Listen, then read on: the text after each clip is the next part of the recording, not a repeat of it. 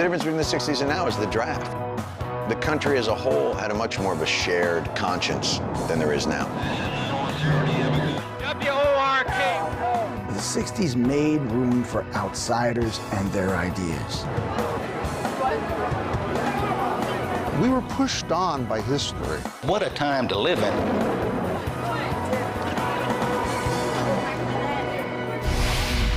It was very exciting, and the drug culture was just neat. There was a rumor that they were going to put LSD in the water. I think 1968 was probably the worst year in this nation's history. And I will not accept the nomination of my party for another term as your president. Now it's on to Chicago, and let's win there. I reached up and got my hand on the gun. Now there is the violence of affluent whites. Everything we knew had come apart. They were an incredibly spoiled, self-indulgent generation.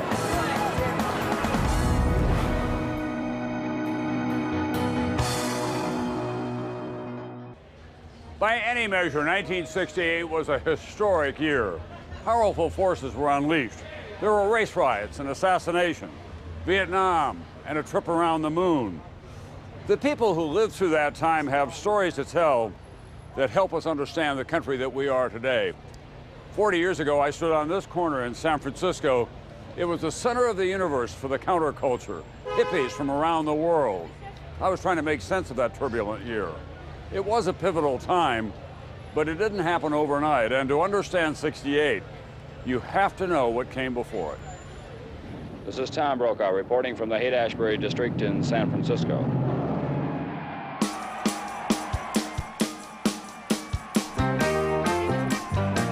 The torch has been passed to a new generation of Americans.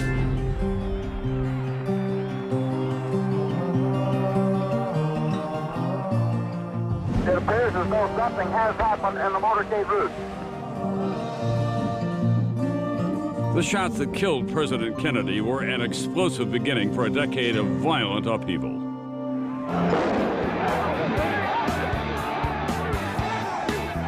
Old rules were being discarded.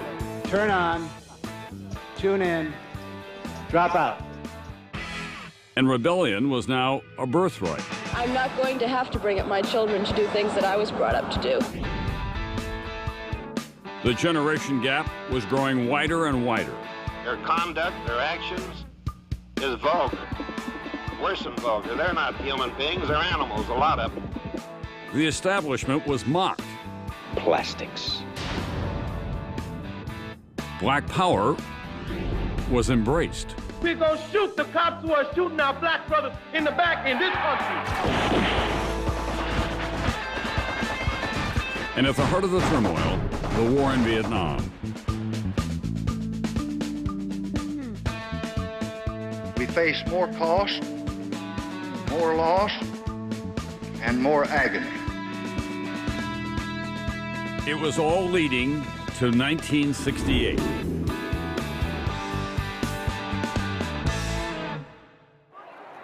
In 1968 was the culmination of a sexual, civil rights, anti-war revolution in America.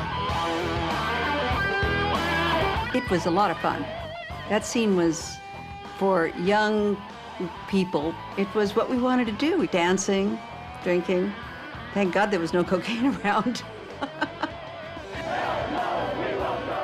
I can't think of a year in American history that was more divisive.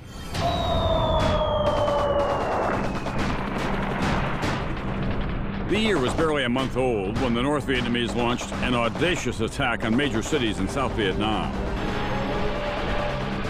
The battle, known as the Tet Offensive, even penetrated the grounds of the U.S. Embassy in Saigon.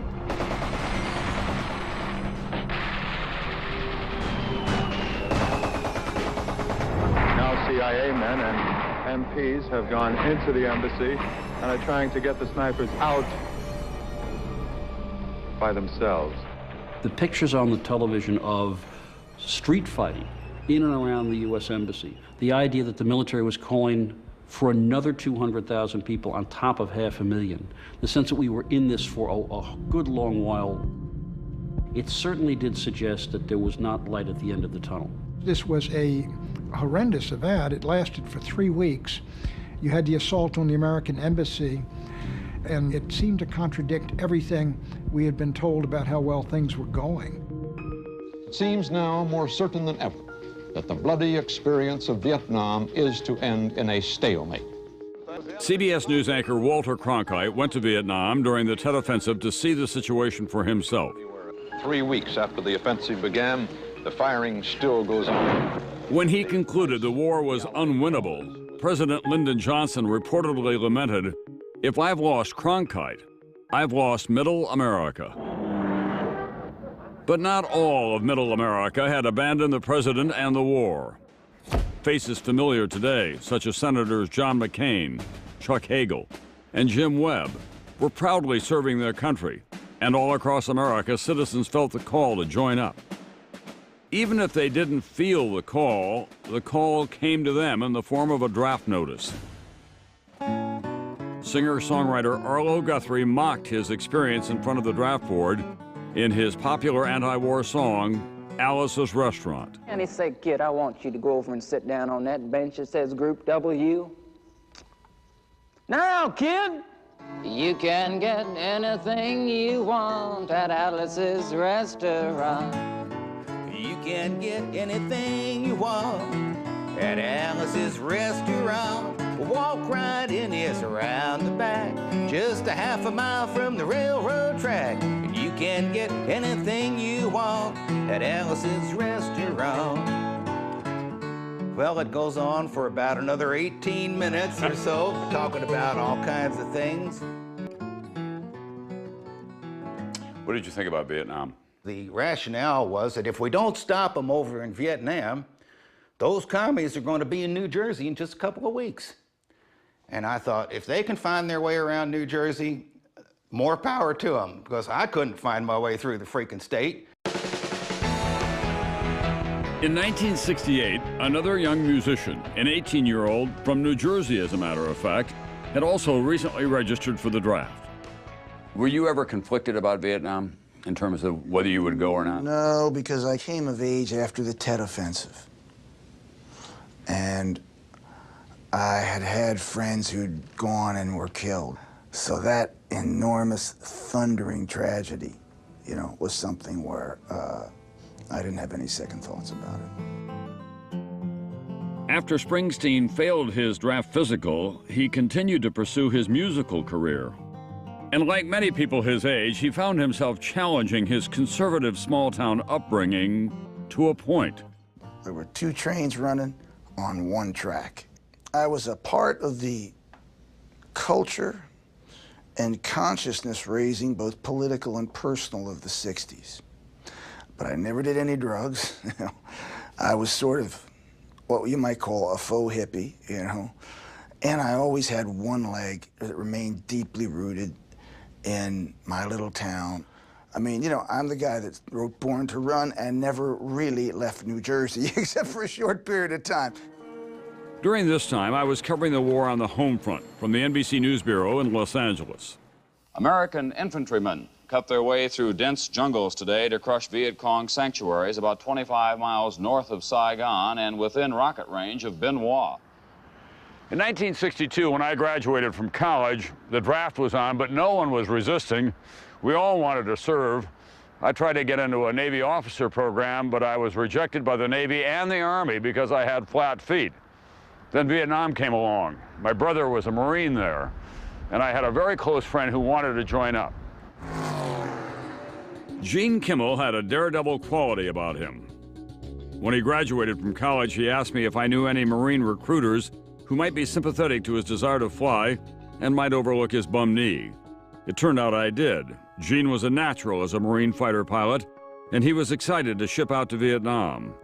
In his letters home, he would share his changing impressions of the war. Meanwhile, the anti-war movement was exploding. College campuses across the country erupted in protest. It was common currency among my fellow students that the President of the United States was not telling us the truth about Vietnam. Jeffrey House was an undergraduate at the University of Wisconsin, a hotbed of student protest.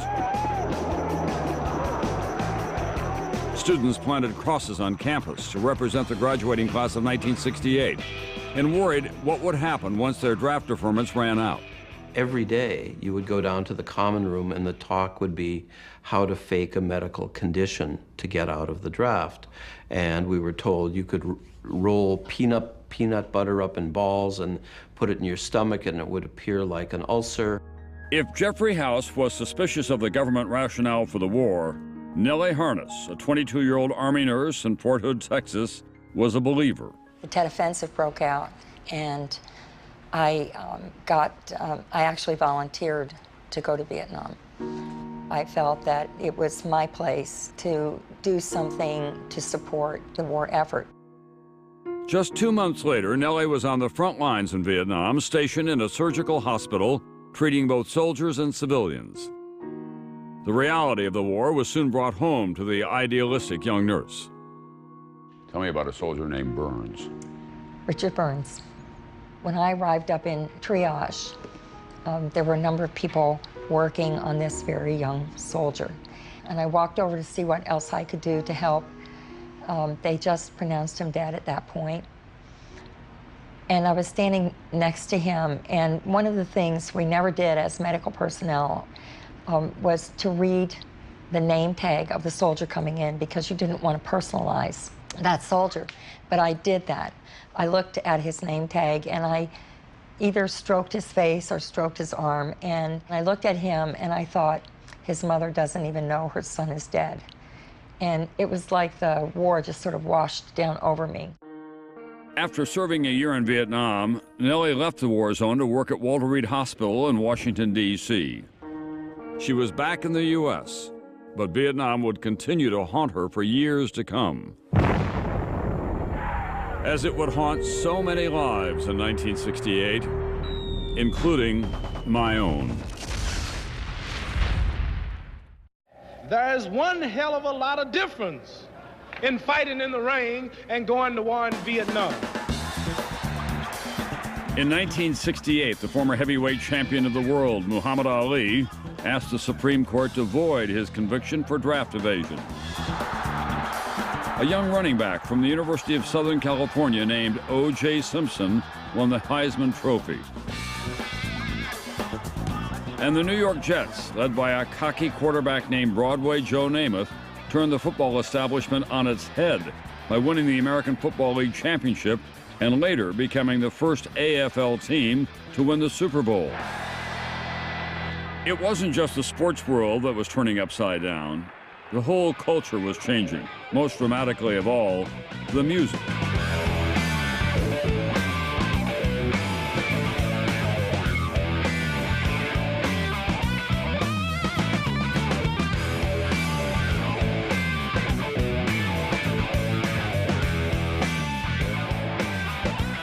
There was just a burst of electricity and creativity that surrounded the music, as well as everything else that was really part of that new culture. It was like being in a different world.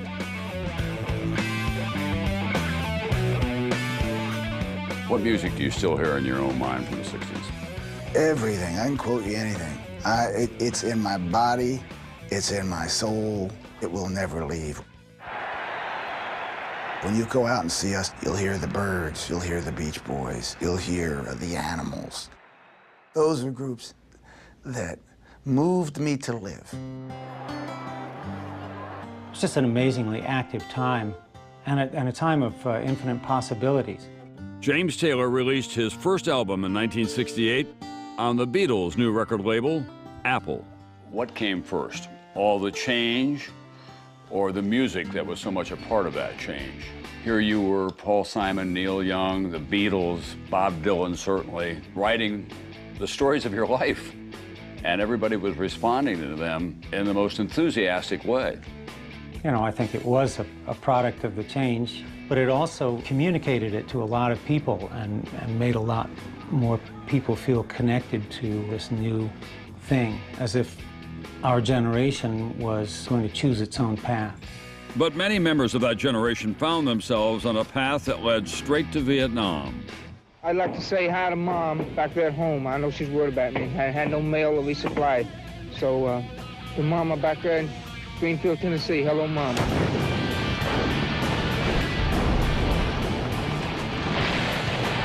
Lost any men here? Well, I've got 6 people I've had wounded. Yeah, you gotta be an idiot not to worry.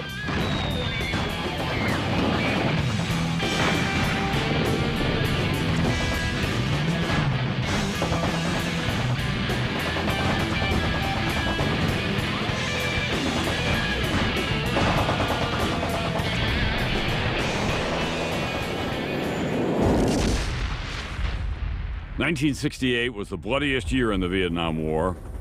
16,500 U.S. servicemen died, almost twice as many as the previous year.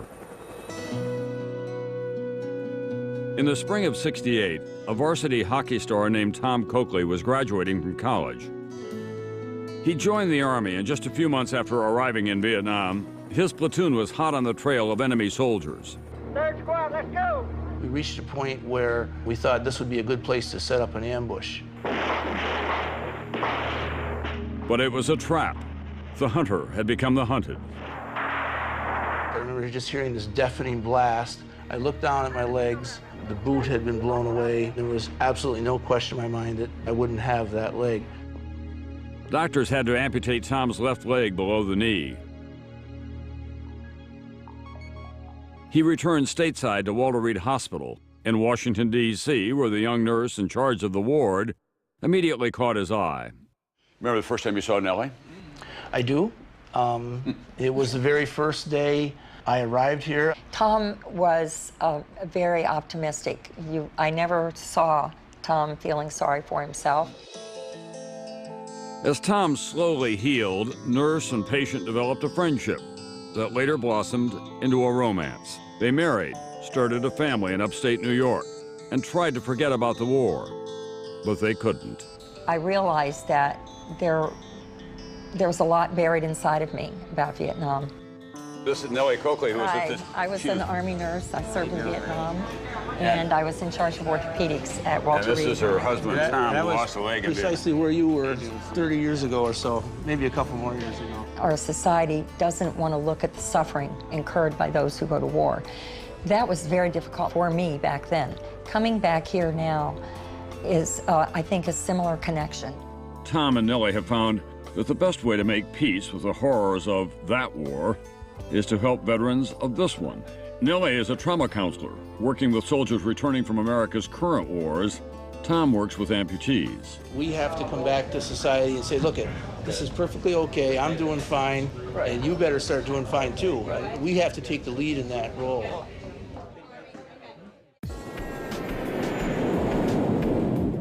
During Vietnam, the pain of war was made all too real to me when my friend Gene Kimmel suffered serious burns when the jet fighter refueling next to his plane suddenly burst into flames.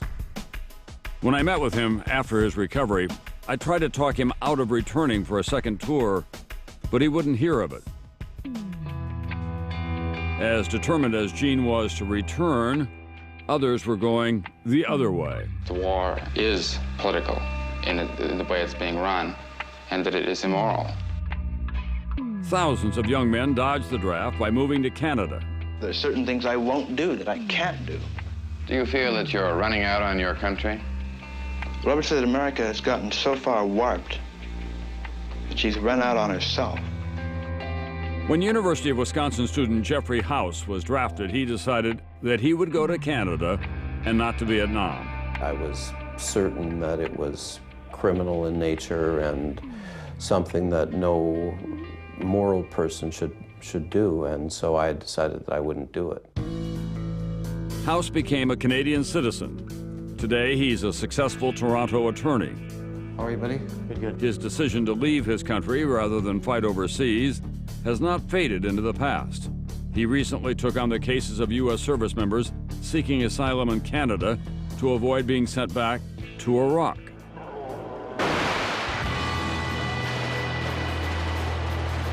One of them is Army Sergeant Phil McDowell.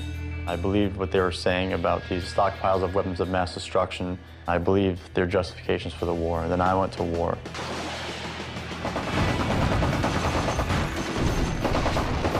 And I saw that they had sent me and hundreds of thousands of other people there because of a lie. It so reminded me of how we felt. How could it be that they would lie to us and then demand that we give our lives for a lie? Jeffrey House has met with almost 200 American soldiers and Marines and believes there are at least 100 others who have fled across the border into Canada. It does bother me that I can't go back, but I do know that I made the right choice. In October 1968, I received some heartbreaking news. My friend, Marine Captain Gene Kimmel, was killed on a combat flight over a Vietnamese battlefield. He was just 30 years old. At his funeral here in South Dakota, I burst into tears and said something about this damn war. But my emotion was tempered by the muted grief of his wife and parents, their mixed feelings of pride and bewilderment over the loss of this singular young man. I remember thinking, not for the first time that year, that I was living in so many Americas. This one, where the casualties of a controversial war were honored and mourned. And in my new home in California, where the anti-war resistance and rebellion was fueling a massive cultural change. I remember going to love-ins. That was the whole point, was to be at the extreme opposite of terror of war, surrounded by beautiful people with flowers in their hair. It was a whole new game. A lot of people were stepping away from the old models. We're not going to live with any of these assumptions that we've lived with forever, that our folks lived with. We're going to change all that. Some people tried to change the way they were living entirely, moving away from the cities into self-sustaining groups called communes, where they shared food supplies, living space, and even sexual partners. We're starting to work with geodesic shapes. We think that's good, that people have been living inside of squares for too many years. We'd like to get inside of a circle. In 1968, a free thinker named Stuart Brand created a how-to book for communal living called The Whole Earth Catalog. Instantly, it sold millions of copies. I just wanted to do something to help out my friends in communes who were flying out of the cities and out of the universities to these country places to try to reinvent civilization. Brand was also a member of author Ken Kesey's Merry Pranksters, a hippie group that delighted in using drugs and doing pretty much anything that would challenge convention. They made their base in San Francisco. With drugs and communal activities and sex and every other thing you could imagine, we were trying to see if there was an edge and just keep going until you fell off something, and that might be the edge, but it might not. There might be more. Haight and Ashbury. It's an intersection in a working-class neighborhood in San Francisco. But in the 1960s, of course, this was the crossroads of the hippie movement. I came here as a young reporter for NBC News in 1967. The streets were jammed with hippies and wannabe hippies from all over the world. Tie-dye shirts and love beads, playing bongos, smoking dope openly. I was dressed in a button-down shirt, a narrow tie, and a suit. In this crowd, I was the freak. San Francisco is where LSD was first marketed, where it is most readily and cheaply available. I had a very good relationship with drugs. I used them. I had fun with them. I grew with them. San Francisco is estimated also to smoke a ton of marijuana each week. Comedian Louis Black was a 19-year-old college student in 1968. One of the things about the 60s, if it felt good, I pretty much did it. I've got to say, we gave it a shot. Donnie and Chuck and White Eyes told their parents in Dallas they were coming here to play in a band. They came for acid and pot. It gave me an idea of where my spiritual side was until I used certain hallucinogens. The spiritual side of me was non-existent. In those days, it seemed a little more healthy to be smoking weeds instead of getting involved with some of the, what we thought was even more awful, which was whiskey and stuff like that. Of course, I've changed my mind on some of these things over the years, but in the early days, Well, that's how what did I you change your mind? Oh, I've grown to like whiskey. At the heart of the Haight-Ashbury scene was a free health clinic run by a young doctor named David Smith. The hippies aren't interested in any philosophy, including communism. They just want to live the way they want to live without structural bindings. Today, Dr. Smith still lives in Haight-Ashbury. They'd come to make love, not war, and they'd get gonorrhea, and they'd take LSD in the park and freak out, and we were the cleaners. We were the ones that took care of things. Hey, baby, come on. You want to wake up? What happened? You went on a bummer? All right. I had to take care of some woman who was on a bummer. Oh, you took care of some woman, and that's why you're crashing now? Now, this is the Grateful Dead house here. We would all like to be able to live an uncluttered life, a simple life, a good life, you know, and like think about moving the whole human race ahead a step. The Haight was home to many popular musicians, including Jefferson Airplane and Janis Joplin, and her band, Big Brother and the Holding Company. She actually came to our clinic, Janis Joplin, and she's a wonderful woman, great musician. Joplin sang at a benefit concert that saved the clinic when it ran out of money. Later, Smith thanked her at a local restaurant.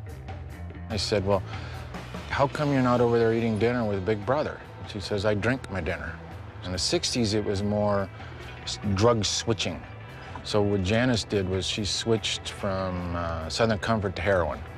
Then we resuscitated a couple of her heroin overdoses with Narcan. So then she'd detox on Southern Comfort.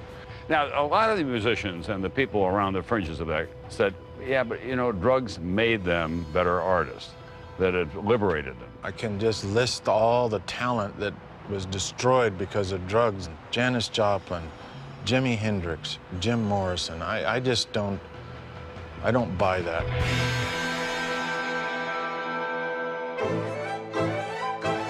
Of course, not everyone was a recreational drug user or a hippie in 1968. The majority were average Americans with families and jobs and everyday routines.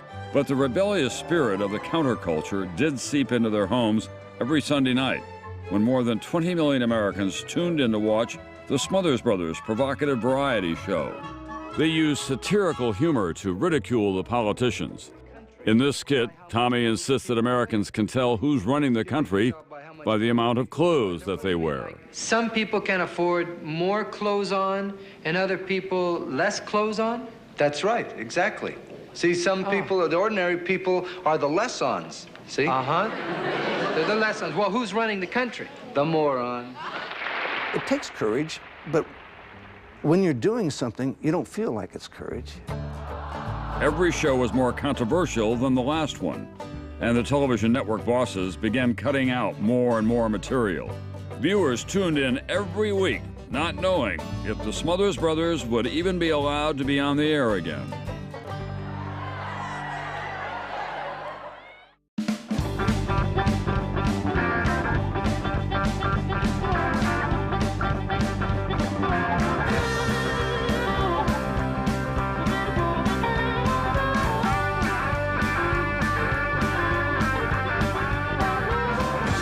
In the early months of 1968, the average salary for baseball players was roughly $20,000 a year.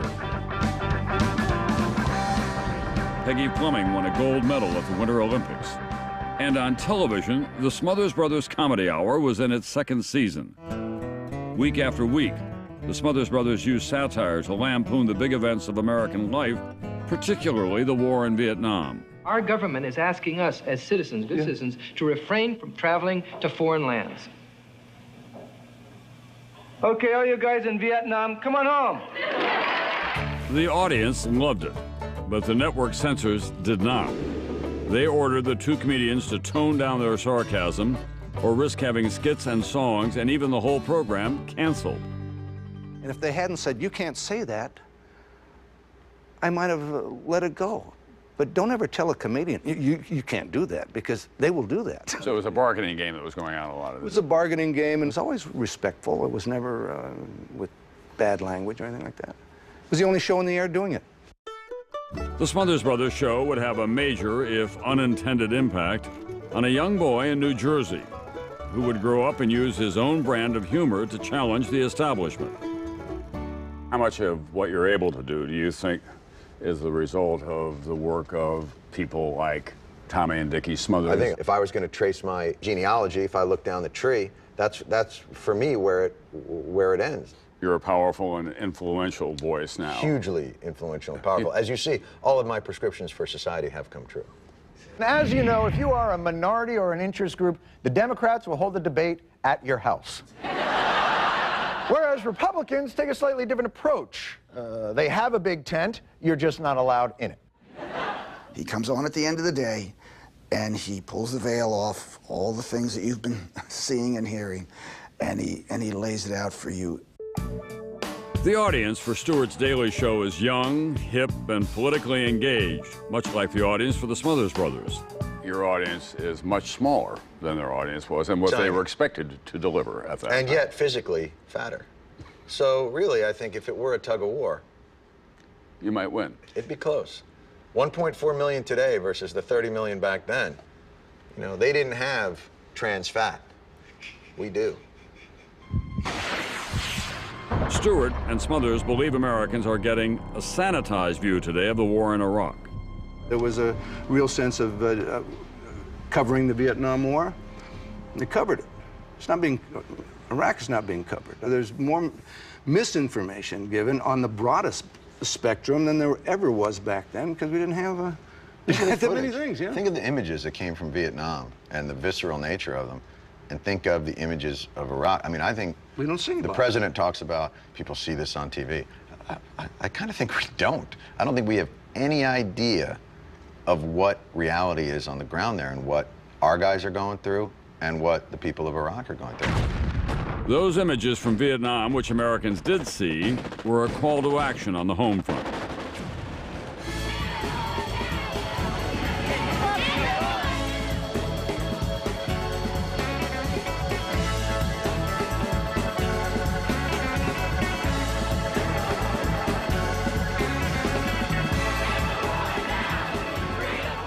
The search began for an anti-war candidate to challenge President Johnson. So a nationwide student movement turned to Senator Eugene McCarthy. Sam Brown was one of the student leaders. People were more enthusiastic about him than he was about people. We found the candidate. It turned out to be an articulate, intelligent, thoughtful candidate, but not a table thumper and certainly no great public orator. Brown encouraged his fellow students, some of whom had long hair and hippie clothing, to become clean for Gene. Save the party, join McCarthy, make the scene with Gene. The volunteers were serious about their work. Volunteers for Senator McCarthy. Yeah. We're reminding everybody to vote in the primary. Although Brown, for one, could see the appeal of the sex, drugs, and rock and roll spirit of the day. Was a kind of openness and freedom about it. I mean, you know, you're in your 20s. What isn't appealing about lots of very attractive young women wandering around in various stages of dress? This is a good idea. In the New Hampshire Democratic primary, McCarthy ambushed the party establishment by coming within 8 points of defeating the country's leading Democrat, a sitting president. It is a surprise, and that it changes the political picture in America for 1968. Now, that's the best. I think they deeply, grossly underestimated the opposition to the war. Grossly underestimated. And it was, in many ways, that underestimation and that sort of arrogance that finally became their undoing in New Hampshire. Senator Robert Kennedy brought his presidential campaign to Southern California today. Right after the New Hampshire primary, Senator Robert Kennedy joined the race, adding his voice in opposition to the war. How many more men, how many more lives, how much more destruction will be asked to provide the military victory that is always just around the corner? Kennedy also used his campaign to champion the efforts of Cesar Chavez, who was organizing farm workers struggling to get out of poverty. Dolores Huerta, who worked with Chavez, urged Latinos and blacks to vote for Kennedy. He was someone that we really looked up to because, you know, he kind of stretched out his hand to help you. It was like, what can I do to help? That spring, Planet of the Apes and 2001: A Space Odyssey were on the big screen. But not even Hollywood could have scripted the surprising conclusion of President Johnson's speech to the nation at the end of March. I shall not seek, and I will not accept the nomination of my party for another term as your president. The campaign ricocheted from one surprise to another. Less than a month after Johnson dropped out, Vice President Hubert Humphrey joined the race, maintaining his support for the war. The struggle for peace is not for the weak or the cowardly or the timid. The struggle for peace is for the brave and the strong. And no one could have imagined that former Vice President Richard Nixon, who had written his own political obituary, would resurrect his career and suddenly move to the inside track for the Republican nomination. But if I were to pick a time in the whole history of man in which to live and a place in which to live, I'd pick the United States of America, 1968. This is the place, this is the time, and never forget it. Nixon appealed to what would later be called the silent majority, those voters who were fed up with the growing social unrest in the country. Writer Dorothy Rabinowitz was among them. Most of the time, it was a wild excess of self-glorification and narcissism and strangeness and a lot of destroyed drug culture lives. Meanwhile, former Alabama Governor George Wallace entered the race as an independent candidate. Wallace was a populist firebrand who tapped into the deep-seated anger of white, blue-collar voters who loved his red meat rhetoric and the way he fired back at his critics. Well, why don't you learn some other four-letter words, like W-R-K and S-O-A-P? You ought to learn those. You don't know those. He brought out the worst in people by appealing to their racial prejudices. A Wallace aide named Tom Turnipseed recalls talking to a club manager in Massachusetts who had agreed to host a rally for Wallace. I was having a beer with him, and he started talking about black people, and he says, now, when Governor Wallace is elected president, he's going to line up, and I'm just going to quote you him. He's going to line up all these and kill them, isn't he? The growing racial tension in America in 1968 would soon explode in a small town in South Carolina.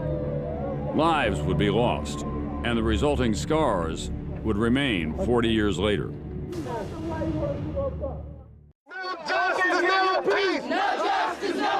here, black people. We're here to make a statement. Gina, Louisiana, September 2007. Thousands take to the streets after a fight between black and white high school students exposes the still festering wounds of racial conflict. I'm black and I'm proud. The echoes of an earlier time are unmistakable.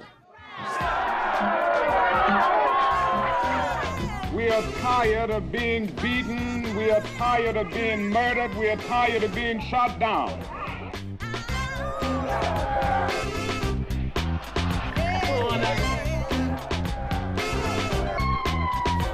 In 1968, race relations in America were complicated and volatile. I grew up in integrated neighborhoods. I experienced the race rioting up close and personal in two towns that I lived in. I had black friends. I had black friends that wouldn't speak to me when race issues really heated up in my little town of Freehold, you know. The total, irrevocable destruction of this blood-sucking system. 1968 was the year ex-con and Black Power revolutionary Eldridge Cleaver openly challenged the establishment in his best-selling memoir, Soul on Ice.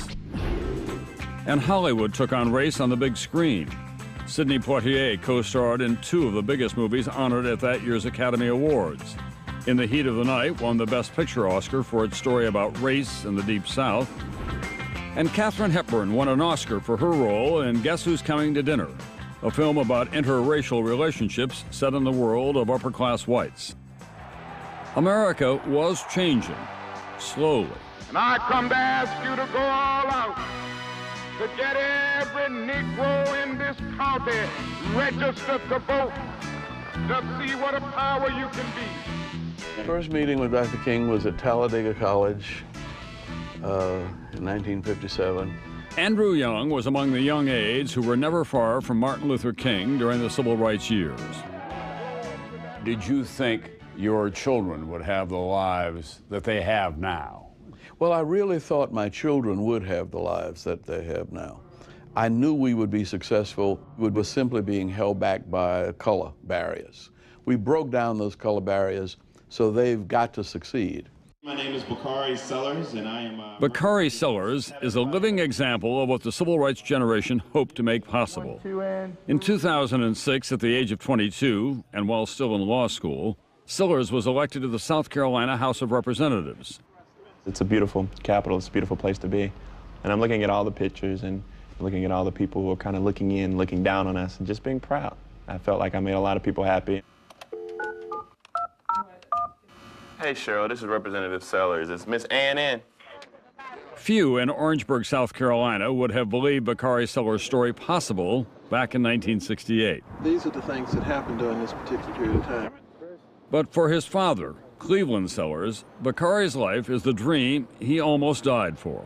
Our idealism told us that we could create a better world, and that better world would be for the next generation that came along. Cleveland Sellers was a civil rights veteran who'd been schooled in Dr. King's nonviolence. But by 1968, like many young activists, Sellers was becoming more militant. The old freedom songs gave way to a defiant chant, Black Power. We have something new that we can work with, something that's going to empower us, something that's going to deal with our image of ourselves. But now we didn't have any idea that the response to Black Power was going to be what it was. The words hit whites like a thunderbolt. Black Power sounded raw and threatening. Black is beautiful, free So in early February, when black students from South Carolina State clashed with Orangeburg police while trying to desegregate the town's only bowling alley, authorities had Black Power ringing in their ears and Cleveland Sellers in their sights. It became very obvious to me that the way it was being set up, I was going to be the fall guy, irregardless of what it was. Over the next few days, the confrontation heated up, reaching the boiling point on the night of February 8th, while students staged a bonfire rally. As local police and state troopers backed up by National Guardsmen ringed the campus, someone threw something. A police officer was hit in the face. The night ignited. I think it was 8 seconds, but it sounded like it was about 24 years. I mean, it was just loud, just boom, bam, bop. And so the inclination was to drop down to the ground. When I was going down, I felt my body twist as I got shot in the left shoulder. When the smoke cleared, there were 3 dead and 27 wounded. The incident would become known as the Orangeburg Massacre, and it marked a new and deadly phase for student protest.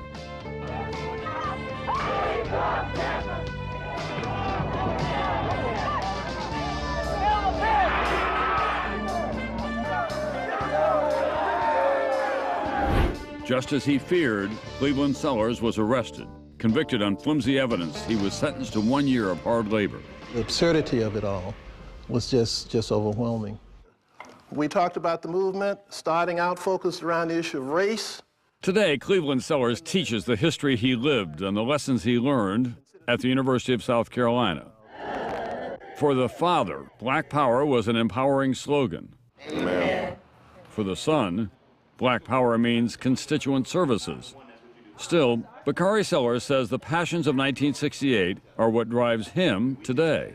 I have come to the conclusion that I am way more bitter about 1968 than my father is now. I think that it's kind of good myself because it keeps me focused, it keeps me on the path to create change, it keeps me hopefully carrying the torch of my father, but also the other 26 that were wounded and the 3 who were killed.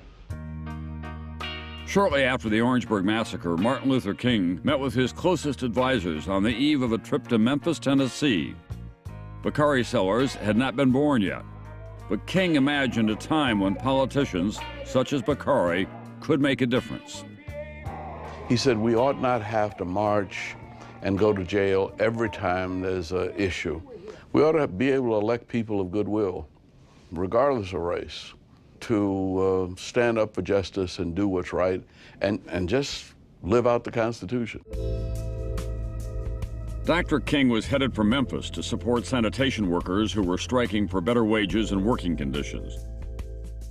When Dr. King got there, how worried were you about his safety personally? Not at all. Not at all. And that's a mistake. He was not worried about his safety. In April 1968, Martin Luther King arrived in Memphis to speak at a local church.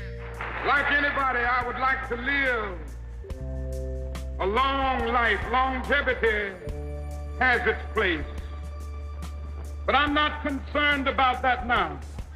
The country's history was about to take another tragic turn.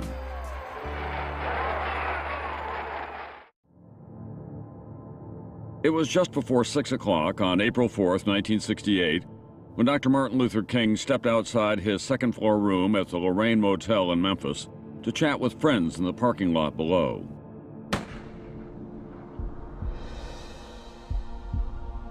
NBC interrupts its regular program schedule to bring you the following special report.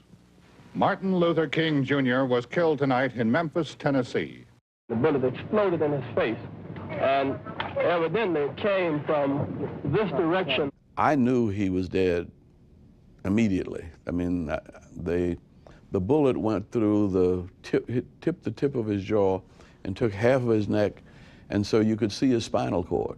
That took place about 3 or 4 days after Lyndon Johnson dropped out, and it was a horrible event. These kinds of events made you wonder what the heck is going on here. Violence dishonors him, for he sought the redemption of men, not violence. We couldn't cry, we couldn't grieve. The one thing that we learned in the movement was that when anybody struck down, the important thing to do is to continue whatever it was they were giving their life to, so that their life would not be given in vain. Awaiting trial on the Orangeburg riot charges, Cleveland Sellers arrived in Washington just a few hours after the news of King's assassination broke. Parts of the capital city were already on fire.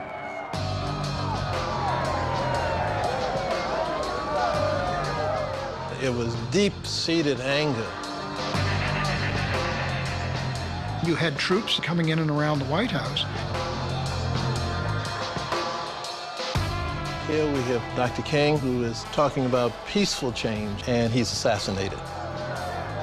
And that was just anger. Riots went on for days and days. The eruption of violence and arson that followed Dr. King's assassination would engulf black neighborhoods in more than 100 cities, but not Indianapolis. They know about Martin Luther King? That night is one of the seminal moments in American political drama. It's when Robert Kennedy went to a ghetto in Indianapolis, told this crowd that King had been killed. Martin Luther King was shot and was killed tonight in Memphis. In 1968, Jeff Greenfield was a young Kennedy staffer and a speechwriter. He talked about what we need is not hatred and division, we need compassion and we need justice. Talked about his brother's death, I think the only time he ever did that. For those of you who are black and are tempted to be filled with hatred and mistrust of the injustice of such an act against all white people, I would only say that I can also feel in my own heart the same kind of feeling. I had a member of my family killed, but he was killed by a white man. Watching the riots spread through Harlem that night was a young Columbia University student who had just returned from Cuba. I do sympathize with the Cuban Revolution. His name, Mark Rudd, and in 1968, he believed he could kickstart a student revolution at Columbia that would stop the war in Vietnam. Now this is clearly a political activity, a political action on the part of the... That spring, Mark Rudd became the face of campus radicalism in America. Is this an out-of-body experience for you to stand here and look over what is now a very placid campus with a student body that is focused mostly on going out and making a killing on Wall Street? I think I've probably had 40 years to adjust to the concept. It's not exactly an out-of-body experience.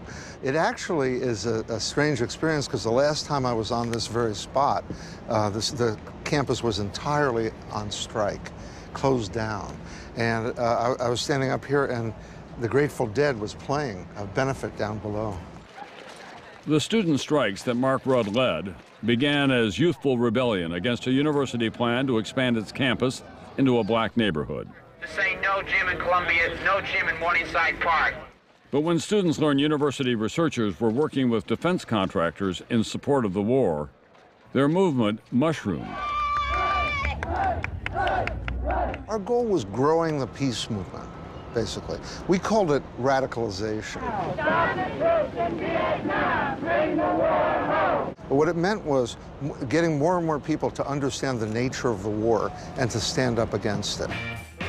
By the end of April, Rudd's revolt had grown from a few dozen hardcore activists to more than 1,000.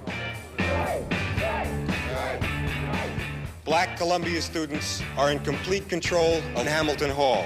The Strike Coordinating Committee reiterates that our 6 demands must be met. Well, they're not going to get amnesty.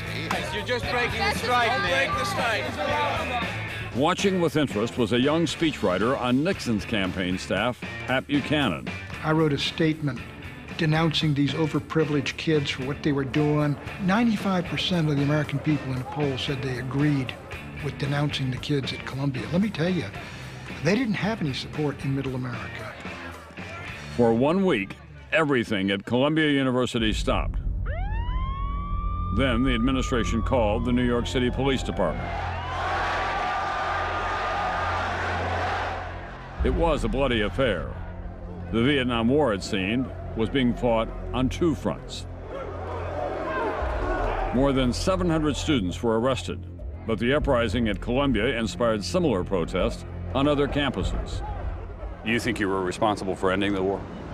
I think that students, as a part of a much larger anti-war movement, were definitely responsible. Now, 40 years later, do you think you could rally another kind of movement against what you call the American empire? I doubt it.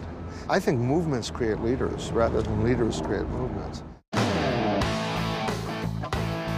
After the Columbia University uprising, Rudd became even more radical. You've heard of the troubled 60s? Well, the troubled 60s give rise to the violent 70s. He co-founded the Weather Underground, a group dedicated to change through violence if necessary. But he has since rejected many of his old ideas. We thought we were going to build some kind of revolutionary army. I thought that there was such a thing as a just revolutionary war. I think I was wrong. They're bombing Baghdad by the hour. What do we do? We fight the powers! March on Washington and the war? Anti-war feelings still exist at Columbia today. March on Washington this Saturday, so we're going to have... But it pales in comparison to the passionate fury that was so prevalent on campuses in 1968. If there was a draft, man, this would be a whole different game. And they know that, and that's why there's no draft. There are students who sort of wish they had been in the 60s. Prize-winning historian Alan Brinkley is provost at Columbia today, and the son of my good friend and mentor, the late David Brinkley.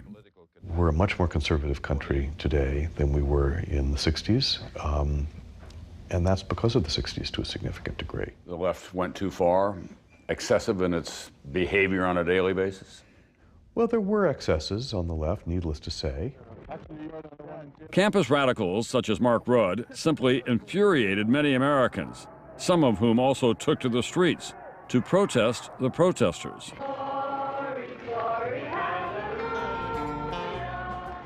Although the term values voters was not yet part of our vocabulary in 1968, the culture wars that divide and define America today were already well underway. The communists never miss an opportunity to blacken the name of police and law enforcement everywhere.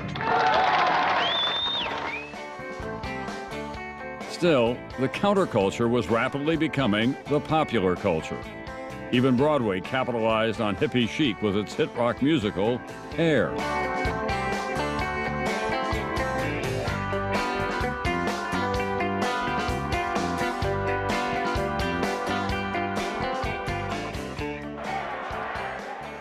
In the late spring of 1968, I was covering the big political showdown between Senators McCarthy and Kennedy in the important California primary.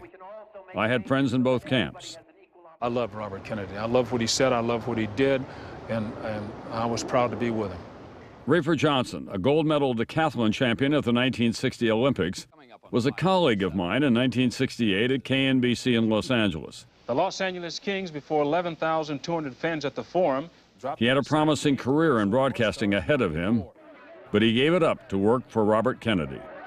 What was it about Bobby and that campaign that made it irresistible for you? He was very much concerned and involved in, of course, in the civil rights movement, what was happening to people of color. He was deeply concerned about the men and women and families in poverty. And, of course, the Vietnam War was big. So was the anti-war vote, but for that, Kennedy would have to fight. Eugene McCarthy had long been cultivating anti-war students, and the two men now found themselves in a heated rivalry. I want us to work together. Gene McCarthy used to boast, I have the A students, Bobby has the B students, which tells you something about Gene McCarthy's elitism. After winning primaries in Indiana and Nebraska, Kennedy lost to McCarthy in Oregon. The next test was just a week away. On the first Tuesday in June, Kennedy and McCarthy would go head-to-head for the biggest prize of all, California. The voters would speak, but in the end, fate would have the final say.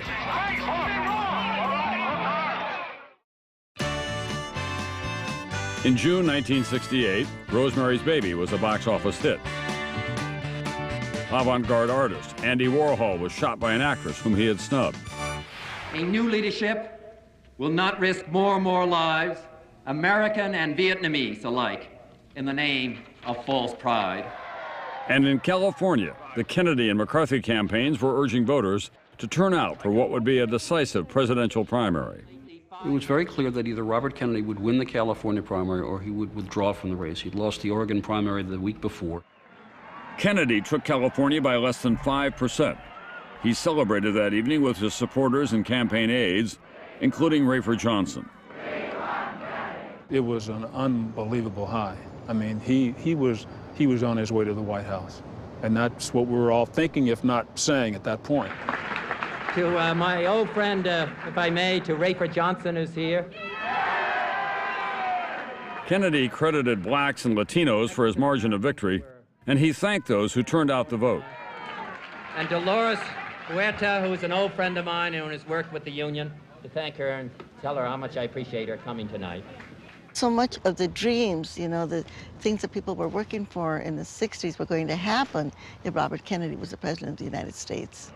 I want to first express my high regard to Don Drysdale. I remember scribbling a note to give to Kennedy that Don Drysdale of the Dodgers had just broken some significant record, and he should definitely mention that at the, in the victory speech. Who pitched his sixth straight shutout tonight. And I hope that we have as good fortune in our campaign. My thanks to all of you, and now it's on to Chicago, and let's win there. Thank you, guys. And as we were walking away, of course, we know that they took him into the kitchen. He was not supposed to go into the kitchen. We had a room with mariachis that was waiting for him with the farm workers that had done the precinct walking, and he was supposed to go with me to that room. So you step in to the kitchen passageway, just thinking you're on your way to a car. That's exactly it. I was 10, 15 feet behind the senator. And when I heard what I thought was balloon pops. I thought they were firecrackers, but then we heard people screaming. I reached up and got my hand on the gun. Rafer Johnson has a hold of a man who apparently has fired the shot. Get the gun. Get the gun. Take a hold of his thumb and break it if you have to. Get his thumb. The senator fell away. Senator Kennedy has been shot. Please, everybody out. This is Dick.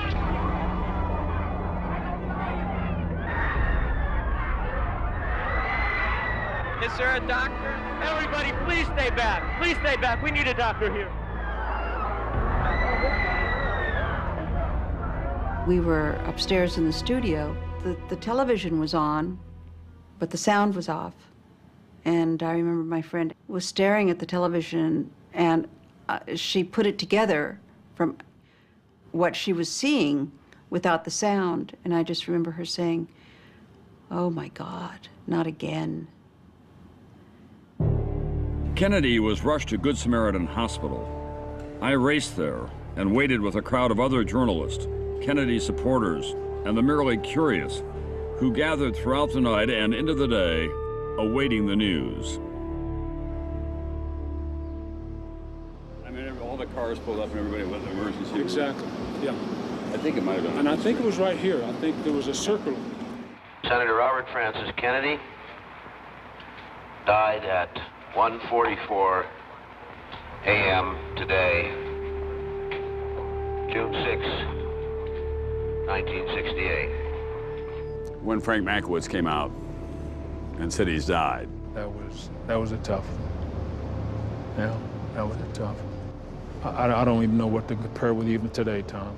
I mean, a dream that we all had and had worked for so hard was not going to happen. And it was truly one of the saddest moments of my life. Robert Kennedy's assassination, after the murders of his brother and Dr. King, seemed too much to take. Rafer Johnson, who had wrestled Kennedy's assassin to the floor that night, made a surprising discovery the next day. I took the gun and put it in my pocket, a suit pocket. And the next morning got up and took the jacket up to hang it up, and the gun is still in my pocket. Wow. Kennedy's body was taken to New York and then put on a funeral train for Washington, D.C. Jeff Greenfield was on board.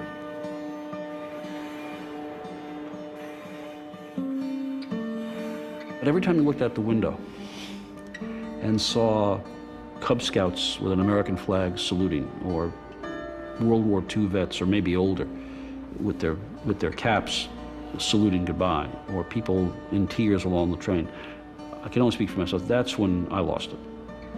Inside the train was one thing, but when you looked out,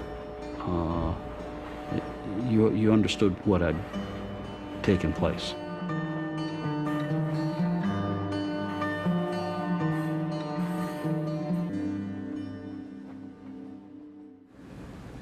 As he said many times in many parts of this nation, to those he touched and who sought to touch him. Some men see things as they are and say why. I dream things that never were and say why not. People would get up in the morning and say, what's going to happen now? And children, it was noted at the time, didn't know that leaders actually died a natural death. They began to think everybody was assassinated. It was one of the dark, gothic, terrible jokes of the time. After the assassination, Senator McCarthy suspended his campaign, and when he resumed, it was only half-heartedly. It was weird. I remember at the time that Paul Simon song, the "Where have you gone, Joe DiMaggio? The nation turns its lonely." Well, where have you gone, Gene McCarthy? Just disappear. As the Democrats tried to regroup, former Vice President Richard Nixon, the man who once insisted he was through with politics, was nominated as the Republican presidential candidate. The choice we make in 1968 will determine not only the future of America, but the future of peace and freedom in the world for the last third of the 20th century. Now it was time for the Democrats to gather for their convention in Chicago. But they would be joined by a few thousand uninvited guests. Radical Abby Hoffman among them. Political pigs, your days are numbered. We are the second American Revolution. We are winning. Yippee! It was late August, and the Windy City braced for a political hurricane.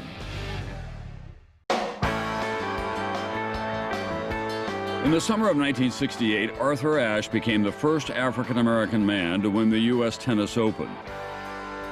Denny McClain became the first major league pitcher in more than 3 decades to win 30 games. And Elvis Presley and his wife Priscilla were in the spotlight celebrating the birth of their first and only child, Lisa Marie.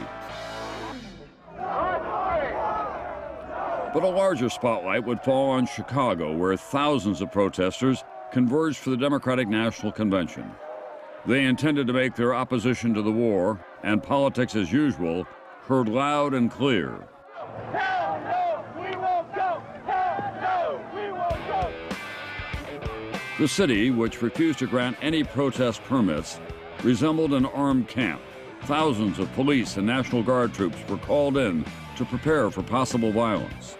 Our intelligence unit said, you know, they're sort of here to disrupt the convention, and they're going to do what they have to do. Chicago Police Detective Larry Evans was on one side of the barricades that week. Student protester Marilyn Katz was on the other. They still disagree today about what happened. There was a rumor that they were going to put LSD in the water. And honest to God, police believe them. You know, they were burning Park District benches for fuel. Total urban myth. Yes. Total No, urban I was there. myth. No, I was there, heard Beth. you. It wasn't long before protesters and police squared off. When a Viet Cong flag was planted atop a statue in Grant Park, the scene exploded. You're a Korean War veteran, you come from a working class background. A lot of these are college kids from different backgrounds. How much did that work on you? You have a sense of patriotism, country. When you see a Viet Cong flag, it irritates the hell out of you.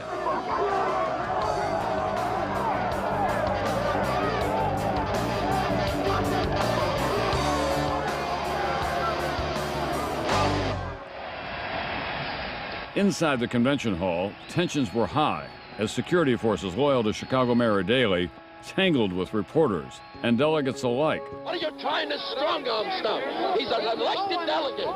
Any sense of decorum was lost. The Chicago police are now in the aisles here with billy clubs clearing people out. When news that delegates had rejected an anti-war platform reached the protesters outside, their anger reached a fever pitch. Despite violent clashes between police and protesters earlier in the week, McCarthy aide Sam Brown was hopeful that cooler heads could prevail. The police are not going to attack a bunch of people sitting in the middle of the street in downtown Chicago. The television cameras are up there. The whole world is watching, for Pete's sake.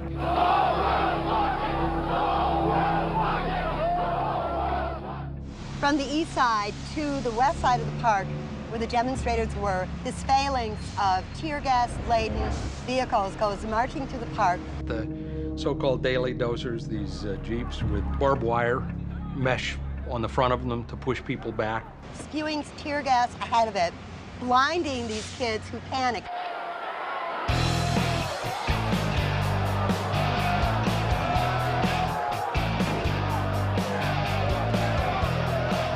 The police attack. There's windows breaking, tear gas every place.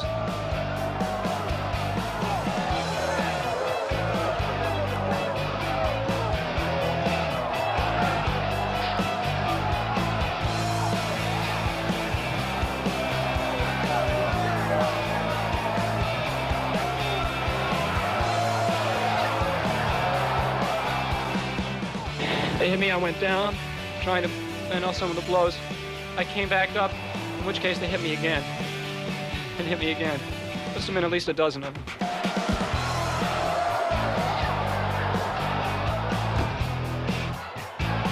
The 18 minutes of violence was recorded by television cameras, and the unedited footage was broadcast around the world. A girl being carried off to a paddy wagon in something less than a non-violent manner. A government commission would later call the confrontation a police riot.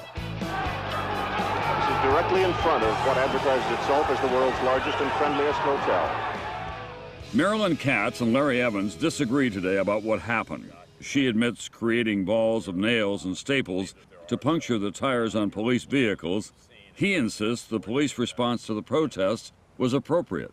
After this was all over that night, I went home, I had a bite to eat, and I went to bed. It was another day of police work. Pretty violent scene over here in front of the Hilton, though. 18 minutes of mayhem, really. Yeah, on both sides. It wasn't a one-way street. On both sides, let's see. You've got billy clubs, tear gas, guns. We didn't have anything. Nothing, right? Maybe somebody picked up whatever was on the floor. There were nobody. People, had, my sergeant, John was hit in the face. He still has a scar. Yeah. Now somebody did that. It was supposed to be a nonviolent demonstration today. Pat Buchanan was in Chicago to monitor the proceedings for the Nixon campaign. He spoke frequently with Nixon himself throughout the week, describing the spreading confrontation, the growing anger towards Chicago Mayor Daley. I remember him calling me up. He was late one night. "What's going on now?" I said, "You want to know what's going on, sir?" And I held the phone out the window, and they were yelling, "F you, Daley, F you, Daley." And I said, "That's what's going on."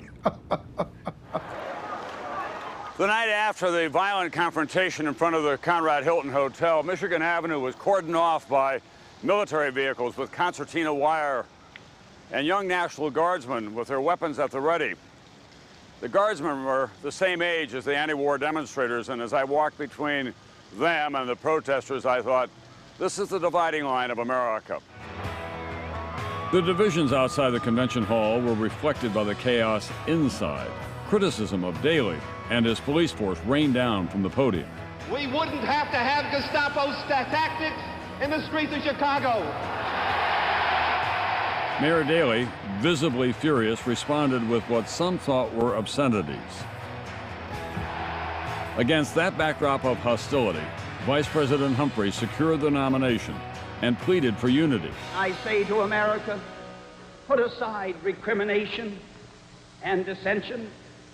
Turn away from violence and hatred. But the damage had been done. The Democratic Party self-destructed on national television, and Hubert Humphrey left the convention a hobbled candidate. 1968 was a watershed where the Democratic Party that had formed under Roosevelt and sustained itself under Truman and Kennedy just became unstuck for good. That coalition, that particular coalition, was gone, and we're not going to see that one back. At the end of the week, I went back to South Dakota to visit my working class dad, a longtime FDR Democrat, who was opposed to the war in Vietnam, but he was enraged by what he had seen on television that week, enraged by the behavior of the anti-war demonstrators, the way they had flown the Viet Cong flag and taunted the police. I knew then the Democratic Party was in real trouble. Post-convention polls showed Richard Nixon with a sizable lead over Humphrey and independent candidate George Wallace. Well, Greg, aren't you having fun now, huh? Trying to burnish his image as just a regular guy, Nixon agreed to appear on the #1 show in the country that fall, Rowan and Martin's Laugh-In. Sock it to me? As the campaign entered the fall, a new type of protest emerged. This time, it was women demanding their equal rights. We were tired of making coffee and not policy. And out of that, the first cells of this wave of feminism began. So they decided to disrupt one of the most time-honored traditions in America, one whose time, they said, was now past.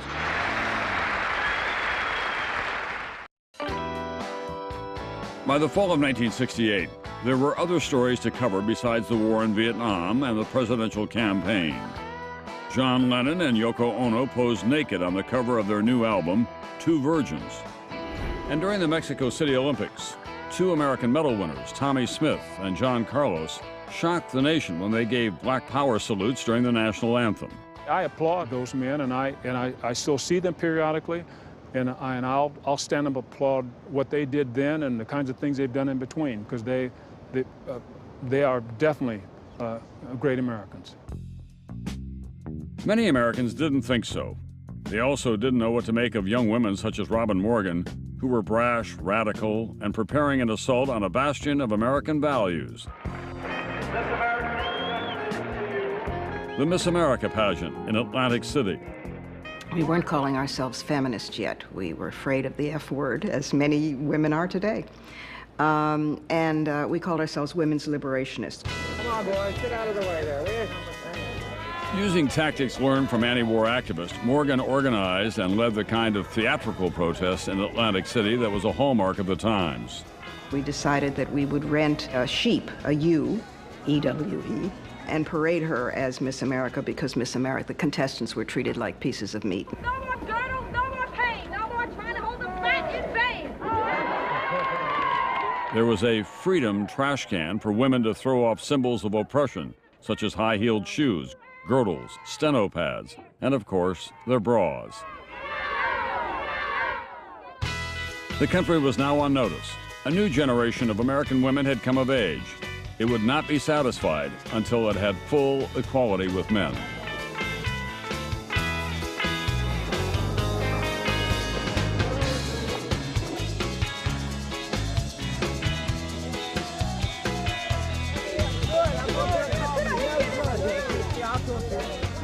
Women came from as far away as California, Florida, and Wisconsin to be a part of the protest, to write a new chapter in the history of women in America.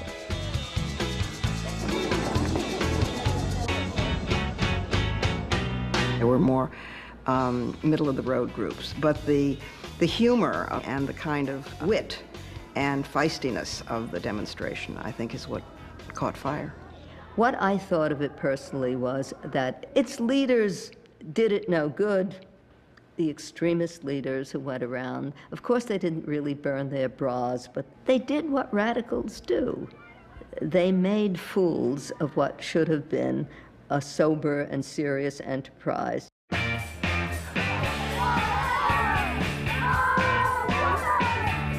For many, watching the women's movement unfold on their television screens, it seemed as if the entire social fabric of the country was unraveling with frightening speed.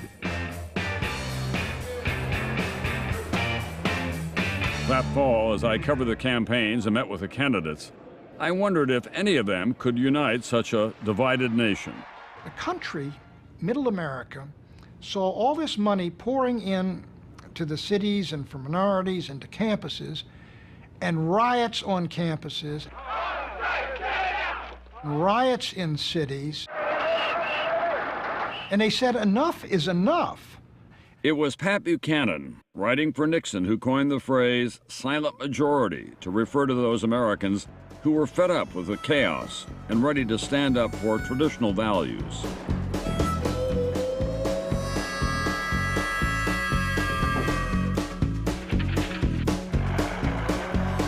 The so-called silent majority would be the key to Nixon's chances for victory. But in 1968, there was a wild card in the race who was running strong with those voters. Former Alabama Governor George Wallace. There's not one dime's worth of difference in the attitude of the National Democratic Party and the National Republican Party. We're with you, George! Tom Turnipseed was a young lawyer in South Carolina when he was recruited to be one of Wallace's top aides. And the Democrat and Republican parties are just like Tweedledee and Tweedledum on these points. Turnipseed says his grandfather had been a member of the Ku Klux Klan, so he was comfortable with Wallace's segregationist past. He also agreed with Wallace's stand on issues that appealed to blue-collar whites. Wallace did, I think, have a sincere affinity for working-class people. But the fact that he played the race card and split the working-class folks, black and white, played into the hands of folks that exploit working-class people. And so Wallace was a clear threat to take states from us and votes from us, and also some votes from Humphrey. In October, the Humphrey campaign, which had been struggling, suddenly caught fire thanks to a speech Humphrey gave in Salt Lake City. He broke with President Johnson's war policy and called for a halt in the bombing of North Vietnam. As president, I would stop the bombing of the North as an acceptable risk for peace. To conclude and bring that war in Southeast Asia to an end, and to do it. You could see Humphrey was moving up. The enthusiasm was there, the energy was there, the demonstrators had stopped calling him names and started cheering him. He was moving up.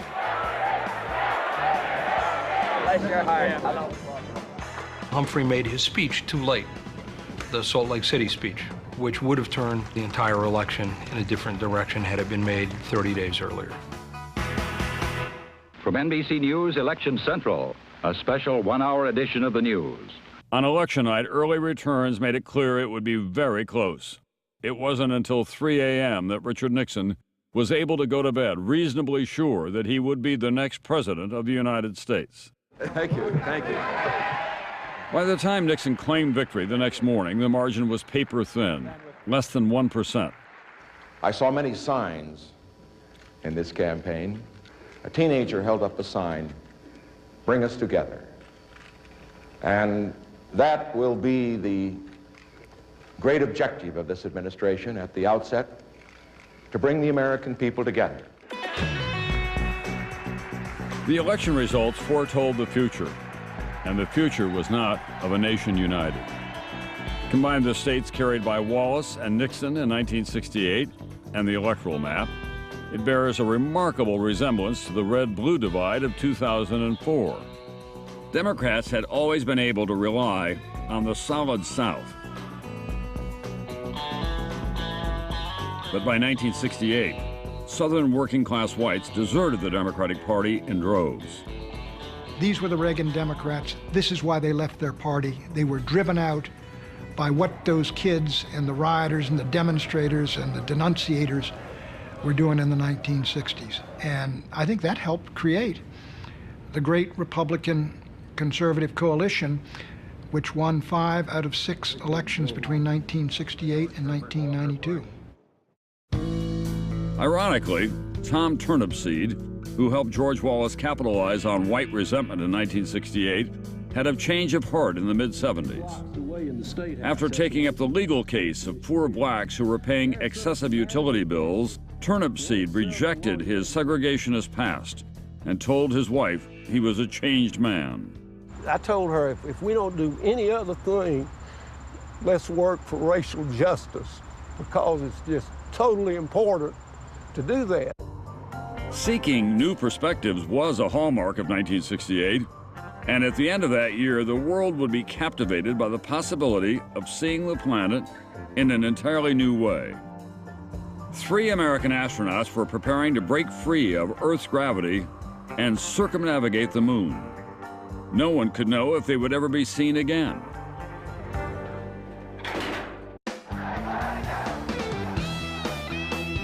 The social and political upheavals of 1968 were not confined to the United States. Student-led rebellions broke out in Paris, Berlin, London, and Mexico City. Just before the riots at the Democratic Convention in Chicago, Russian tanks rolled into Prague and crushed Czechoslovakia's brief flirtation with democracy.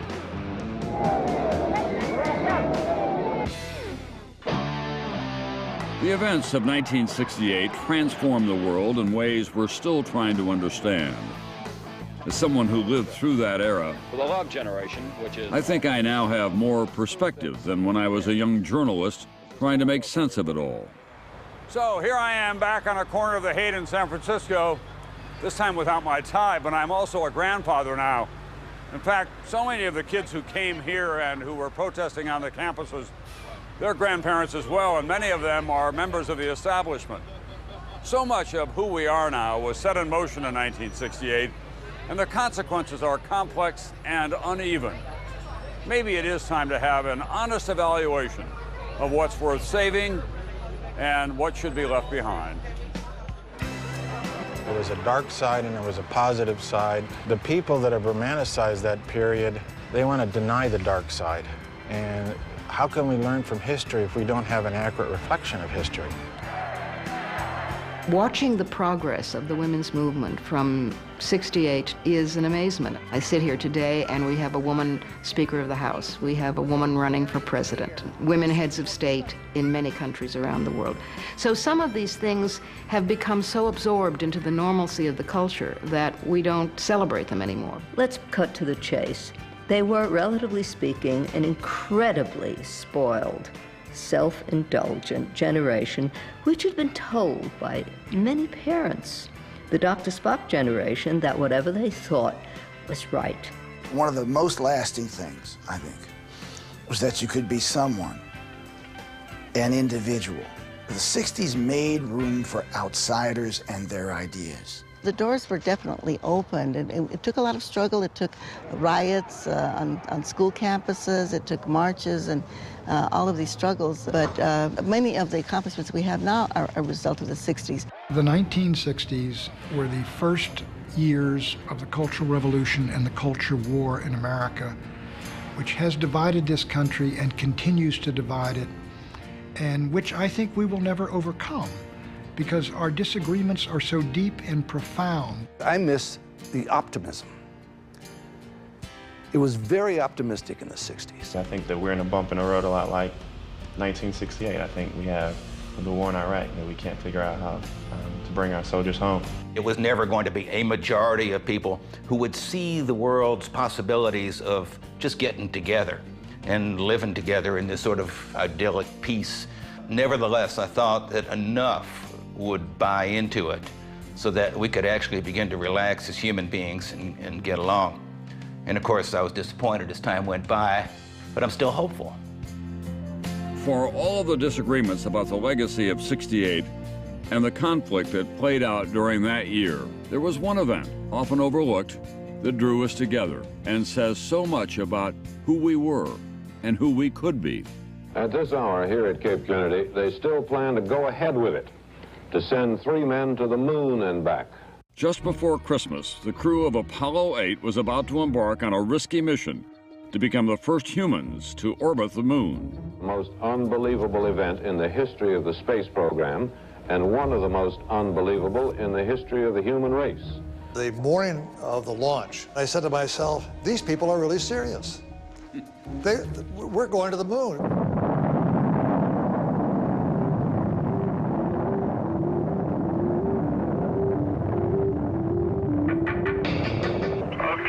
Houston, the moon is essentially gray. No color. On the third day of the mission, astronaut Jim Lovell and his crewmates rounded the far side of the moon. It was Christmas Eve. You remember the first time you saw the Earth from the moon? Well, it was quite vivid. As we kept on going around, suddenly on the lunar horizon, coming out of the horizon, was the Earth. Really a magnificent sight.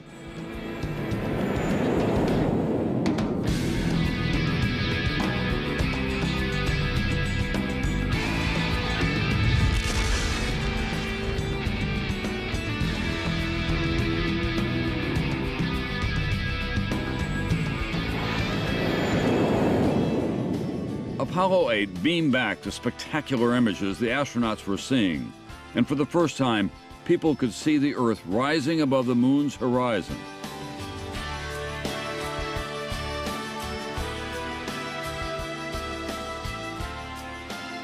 The astronauts expressed their awe in words that resonated with millions. They read from the book of Genesis. And God called the dry land earth, and the gathering together of the waters called he seas. And God saw that it was good. I had put my thumb up and hid the Earth behind my thumb. The realization that everything that I'd ever known, everything that of my whole life is behind my thumb. Earth, as you see it from the moon, you realize how fragile it is, how the limited resources we have are, and we all have to live and work together. They landed safely in the right place at the right time. And the human race, without many victories lately, had one today. And it'll be remembered as long as the human race lasts. At the end of that tumultuous year, it was possible, if only for a moment, to forget about the strife that had so shaken the country. This one event helped restore the hope that although the world seemed to be coming apart, in fact, it was still together. For 7 days, the earth and all who inhabit it knew a measure of unity through these brave men. The one thing I remember is that most of the people that congratulated us on the flight said that you made 1968. You made 1968. I stepped out of the house and looked up at the moon. A sense of pride, a feeling of satisfaction and achievement came over me. And I thought to myself, is there some American in this great country who cannot, when he sees the moon, not feel the same as I do, and say to himself, we were there.